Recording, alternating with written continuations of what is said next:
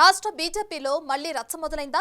మరోసారి పాత కొత్త నేతల పంచాయతీ తెరమీదకొచ్చిందా? ఒకవైపు మంత్రి పదవి దక్కలేదనే అసంతృప్తి, మరోవైపు పాత కొత్త నేతల పంచాయతీలతో అధిష్టానం తలలు పట్టుకుంటుందా? సీనియర్ నేత రాజ్యసభ సభ్యులు లక్ష్మణ్ గోషామహల్ వివాదాస్పద ఎమ్మెల్యే రాజా సింగ్ వ్యాఖ్యల వెనుక మర్మమేంటి? అసలు తెలంగాణ బీజేపీలో మల్కాజ్గిరి ఎంపీ ఈటెల రాజేందర్ లెక్కలేంటి? 50 ఏళ్ల చరిత్ర కలిగిన పార్టీకి పట్టుమని 10 మంది శాసనసభ్యులు లేరు. కానీ పదవుల కోసం వెంపర్లాడుతున్న నేతల తీరు మాత్రం బజార్కెక్కుతోంది. పూర్తిగా కాషాయ సిద్ధాంతానికి విరుద్ధంగా జరుగుతున్న పరిణామాలు సంఘ నేతలు జీర్ణించుకోలేకపోతున్నారు. విద్యార్థి దశ నుంచే కొత్త నేతల్ని తయారు చేసుకోవడంలో సంఘ నేతలు ముందున్నా అందుకు భిన్నంగా బీజేపీ వ్యవహార శైలి కనిపిస్తోంది.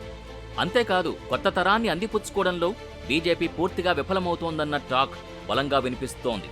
కేవలం ఇతర పార్టీల నేతలపై ఆధారపడుతుండడం, వారికే పెద్దపీట వేయడం వంటి అంశాలు సంఘ పరివార్ లక్ష్యాలకు ఎసరు పెడుతోందనే అభిప్రాయాలు వ్యక్తమవుతున్నాయి. సంఘ పరివారుల లెక్కలు అటుంచితే అసలు వదిలేసి కొసరు పట్టుకున్నట్టు రాష్ట్ర బీజేపీలో పాత కొత్త నేతల వైరం మళ్లీ రగులుకుంది. అనుకున్న లక్ష్యాలు పక్కన పెడితే 8 మంది ఎమ్మెల్యేలు, 8 మంది ఎంపీల్ని గెలిచి 2 కేంద్ర మంత్రి పదవుల్ని దక్కించుకుని ఊపు మీదున్న బీజేపీ ఇప్పుడు మరో పంచాయతీతో తలలు పట్టుకుంటోంది. బీజేపీ రాష్ట్ర అధ్యక్షుడిగా కొనసాగుతూ సికింద్రాబాద్ నుంచి రెండోసారి ఎంపీగా గెలిచిన కిషన్ రెడ్డి మరోసారి కేంద్ర మంత్రి పదవి దక్కించుకోవడంతో రాష్ట్ర అధ్యక్ష పదవి ఖాళీ అయ్యే అవకాశం కనిపిస్తోంది. దీంతో పార్టీకి రథసారథి ఎవరు అనేది ఇప్పుడు ప్రశ్నార్థకంగా మారింది. తెలంగాణ పార్టీ ప్రెసిడెంట్ అంశం అధిష్టానానికి కొత్త చిక్కులు తెచ్చిపెడుతోంది.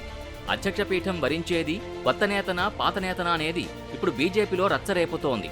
ఇప్పటికే మల్కాజ్గిరి పార్లమెంటు నుంచి గెలిచిన ఈటెల రాజేందర్ పేరు కన్ఫర్మ్ అయిందని అఫీషియల్గా అధిష్టానం ప్రకటించడమే తరువాయి అనే ప్రచారం జోరుగా కొనసాగుతున్న నేపథ్యంలో నేతల మధ్య మరోసారి పాత కొత్త నేతలనే విభేదాలు భగ్గుమంటున్నాయి.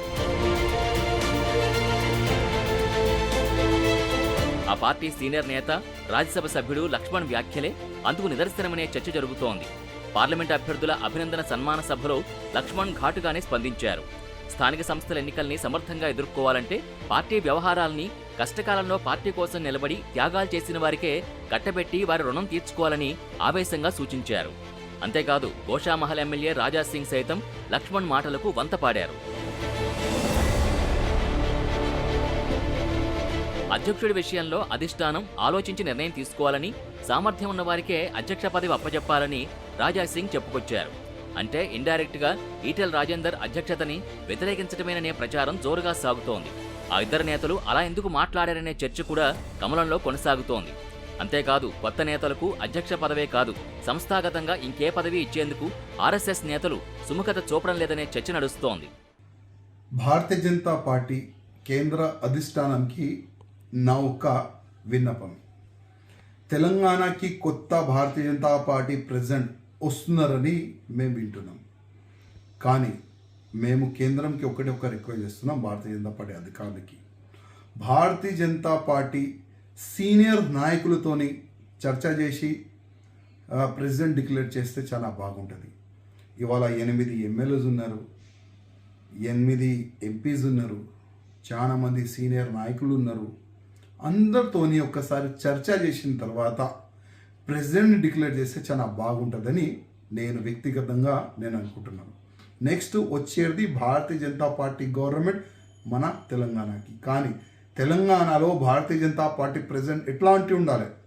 అగ్రెసివ్గా దేశం పట్ల, ధర్మం పట్ల, సమాజం పట్ల అందరికీ తీసుకొని పోయి అట్లాంటి ప్రెసిడెంట్ని చేయాలని నేను కేంద్ర అధిష్టానానికి వ్యక్తిగతంగా రిక్వెస్ట్ చేస్తున్నా. ఎందుకంటే చాలా మంచి ఒక అవేర్నెస్ ఉంది, మంచి మార్పు ఉంది తెలంగాణ. అట్లాంటి సమయంలో మంచి ప్రెసిడెంట్ తెలంగాణ భారతీయ జనతా పార్టీకి అవసరం. అయితే కొత్త నేతలు పదవులకి పనికిరారా, ప్రచారానికి మాత్రమే పనికొస్తారా అన్న చర్చ పార్టీలో మొదలైంది. ఇదే అంశం గత అసెంబ్లీ ఎన్నికల ముందు రచ్చరేపింది. ఎంపీ జితేందర్ రెడ్డి ఇంట్లో ఎన్ఎస్ శ్రీనివాసరెడ్డి ఆధ్వర్యంలో కొత్త నేతలంతా రహస్య మీటింగ్ ఏర్పాటు చేసుకోవడం, ఒక్కొక్కరు బీజేపీని వేయడం వంటి ఘటనలు చోటు చేసుకున్నాయి. ఇప్పుడు అదే సీన్ రిపీట్ కాబోతోందా అని అనుమానాలు వ్యక్తమవుతున్నాయి. సర్వశక్తులు వడ్డీ గెలిస్తే ఇలాంటి అవమానాలకు గురి చేయడం సరికాదని ఆయా నేతల అనుచరులు బీజేపీ నాయకత్వంపై అసహనం వ్యక్తం చేస్తున్నారు. ఒకవైపు గెలిచామనే సంతృప్తి కన్నా వలస నేతలు పదవులకి అర్హులు కాదనే నేతల వ్యాఖ్యలపై ఆగ్రహం వ్యక్తం చేస్తున్నారు.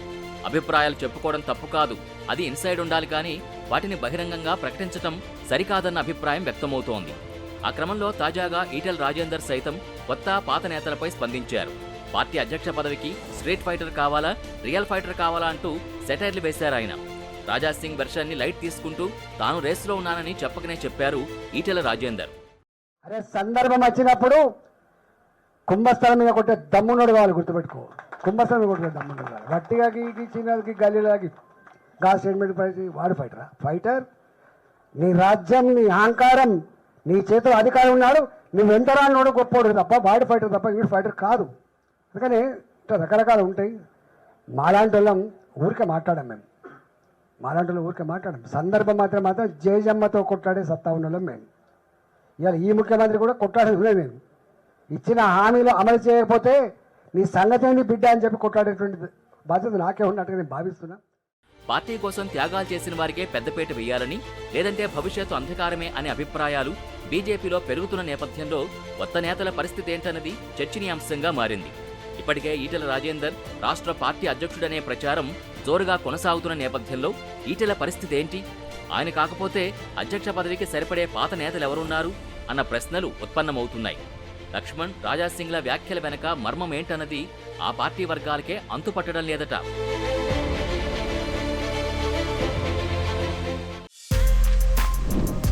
For more videos like this, subscribe Big TV channel.